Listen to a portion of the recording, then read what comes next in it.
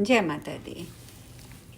जब मंत्रीगणों ने कहा कि हे राजन, इस प्रकार आपके पुत्र ने बहुत प्रकार से कहा है, अतः अब शीघ्रता पूर्वक अपने घर लौट चलने की कृपा कीजिए।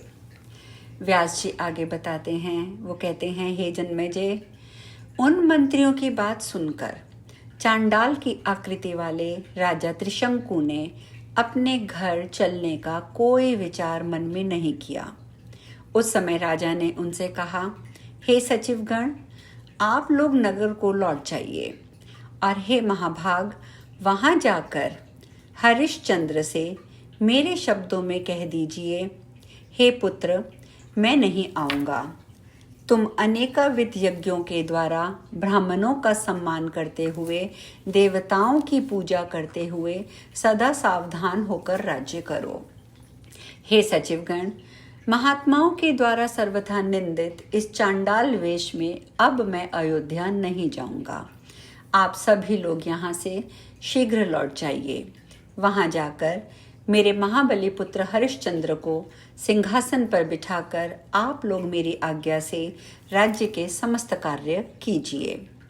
इस प्रकार त्रिशंकु के उपदेश देने पर सभी मंत्री अत्यधिक दुखी होकर रोने लगे और उन्हें प्रणाम करके वानप्रस्थ आश्रम में जीवन व्यतीत करने वाले उन राजा त्रिशंकु के पास से लौट आए। अयोध्या में आकर उन मंत्रियों ने शुभ दिन में हरिश्चंद्र के मस्तक पर विधि पूर्वक अभिषेक किया। राजा त्रिशंकु की आज्ञा से मंत्रियों के द्वारा राज्याभिषिक्त होकर तेजस्वी तथा धर्मपरायण हरिश्चंद्र अपने पिता का निरंतर स्मरण करते हुए राज्य करने लगे। राजा जन्मेजय बोले, हे व्यास जी, राजा त्रिशंकु के आदेश से सचिवों ने हरिश्चंद्र को राजा बना दिया, किंतु स्वयं त्रिशंकु ने उस चांडाल देह से मुक्ति कैसे प्राप्त की? वे वन में ही कहीं मर गए, अथवा गंगा तट पर जल में डूब गए, अथवा गुरु वशिष्ठ की कृपा प्राप्त करके शाप से मुक्त हुए। यह संपूर्ण वृतांत आप मेरे समक्ष कहिए। मैं राजा त्रिशंकु का चरित्र भली भांति सुनना चाहता हूँ। व्यास जी बोले, हे राजन, अपने पुत्र का राज्याभिषेक करके राजा त्रिशंकु का चित्त बहुत प्रसन्न हुआ और वे वहीं जंगल में कल्याणकारिणी भगवती जगदम्बा का ध्यान करते हुए समय व्यतीत करने लगे। कुछ इस तरह समय व्यतीत के बाद कौशिक मुनि एकाग्रचित होकर तपस्या पूर्ण करके अपनी पत्नी तथा पुत्रों आदि को देखने के लिए अपने आश्रम में आए। वहां आकर अपने स्त्री पुत्र आदि को स्वस्थ देखकर वे परम हर्षित हुए। मेधावी ऋषि ने पूजा के लिए आगे स्थित अपनी भार्या से पूछा, हे सुनयने, दुर्भिक्ष की स्थिति में तुमने कैसे जीवन व्यतीत किया? तुमने बिना अन्न के इन बालकों का किस प्रकार से उपाय किया, किस प्रकार से उन्हें पाला, ये मुझे बताओ। हे सुंदरी, मैं तो तपस्या में संलग्न था, इसलिए नहीं आ सका।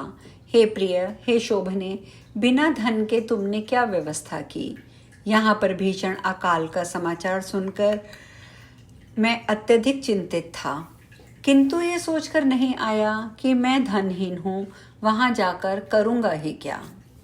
हे सुजगने, वन में एक दिन मैं भी भूख से अत्यधिक विकल होकर चोर की भांति एक चांडाल के घर में प्रविष्ट हुआ। वहां चांडाल को सोया हुआ देखकर भूख से अत्यंत व्याकुल मैं रसोई घर में जाकर खोजकर कुछ खाने लगा। बर्तन खोलकर भोजन प्राप्त करने के लिए मैंने ज्यों ही बर्तन में हाथ डाला, तभी उस चांडाल ने मुझे देख लिया। उसने आदरपूर्वक मुझसे पूछा, आप कौन हैं? रात के समय घर में क्यों प्रविष्ट हुए हैं और मेरे बर्तन को क्यों खोल रहे हैं? आप अपना उद्देश्य बताइए। हे सुंदर केशों वाली, चांडाल के ये पूछने पर क्षुधा से अत्यधिक पीड़ित मैं गदगद वाणी में उससे कहने लगा, हे महाभाग, मैं एक तपस्वी ब्राह्मण हूँ। मैं भूख से विकल होकर चोरी के विचार से युक्त होकर यहाँ आया हूँ और इस बर्तन में कोई खाने की वस्तु देख रहा हूँ। हे महामते, चोरी के विचार से यहाँ आया हुआ मैं आपका अतिथि हूँ। इस समय मैं भूखा हूँ, अतः आप मुझे आज्ञा दीजिए जिससे मैं आपके द्वारा भली भांति पकाए गए पदार्थ का भक्षण करूं।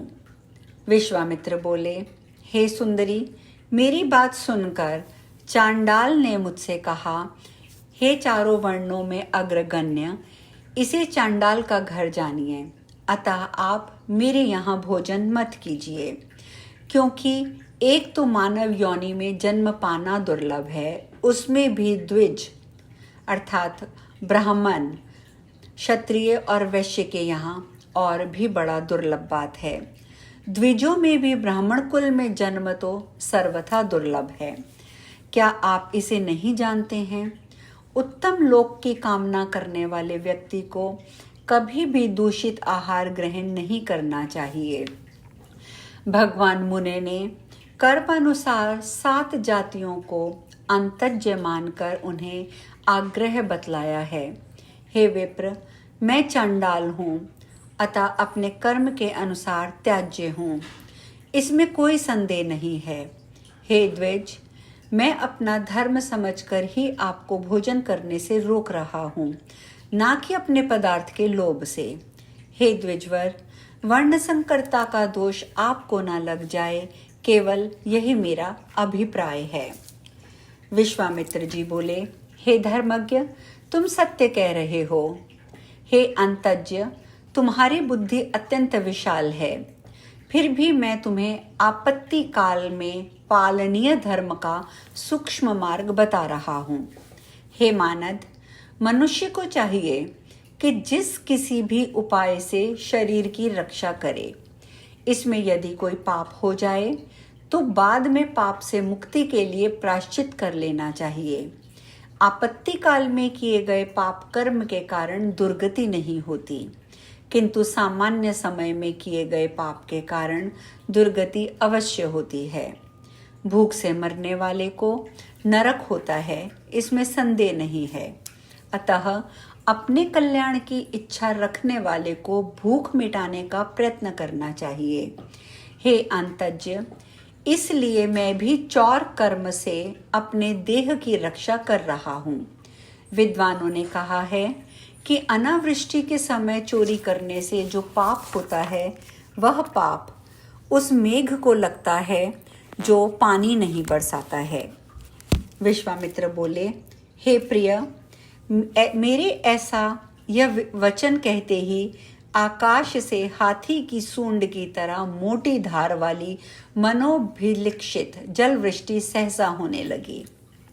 बिजली की चमक के साथ बरसते हुए मेघ को देखकर मैं अत्यंत आनंदित हुआ।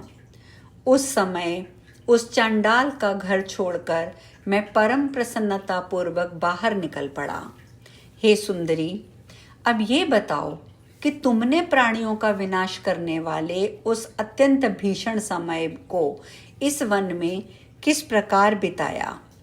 व्यास जी कहते हैं, हे राजन, पति की ये बात सुनकर उस प्रिय भाषिणी स्त्री ने कहा, हे मुनिश्रेष्ठ, मैंने जिस प्रकार उस अत्यंत कष्टकारी समय को व्यतीत किया उसे आप सुनिए। आपके चले जाने के बाद यहाँ अकाल पड़ गया था। मेरे सभी पुत्र अन्न के लिए बड़े दुखित हुए। बालकों को भूखा देखकर घोर चिंता से ग्रस्त मैं निवार जंगली धान्य के लिए वन वन घूमती रही। उस समय मुझे कुछ फल मिल गए। इस प्रकार निवार अन्न के द्वारा मैंने कुछ महीने व्यतीत किए। हे कांत, उसके भी समाप्त हो जाने पर मैं मन ही मन पुनः सोचने लगी, इस वन में अब निवारण भी नहीं मिल रहा है और इस अकाल में भिक्षा भी नहीं मिल सकती। वृक्षों पर फल भी नहीं रह गए, धरती में कंदमूल भी नहीं रहे। भूख से पीड़ित बालक व्याकुल होकर बहुत रो रहे हैं। अब मैं क्या करूं? कहाँ जाऊं? भूख से तड़पते हुए इन बालकों से क्या कहूं? ऐसा सोचकर मैंने निश्चय किया कि किसी धनी व्यक्ति के हाथ में आज अपने एक पुत्र को बेचूंगी और उसका मूल्य लेकर उस द्रव्य से भूख से पीड़ित अपने बालकों का पालन करूंगी, क्योंकि इनके पालन पोषण का कोई दूसरा उपाय नहीं रह गया। आज हम कथा में यही विश्राम लेंगे। आगे विश्वामित्र जी की धर्मपत्नी ने क्या कहा, ये चर्चा कल करेंगे। जय माता दी।